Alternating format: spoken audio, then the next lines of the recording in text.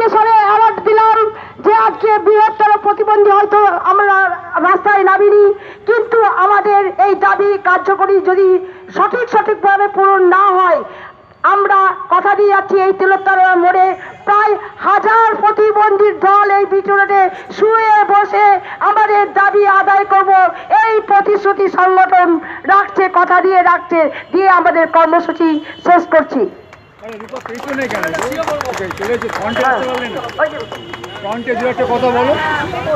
হয়ে গেল তো, গলা ব্যথা গেছে। আমাদের সংগ্রাম, আমাদের সংগ্রাম। অন্যান্য রাজ্যে 5,000 টাকা ভাতা বৃদ্ধি হলো, পশ্চিমবাংলায় হলো না।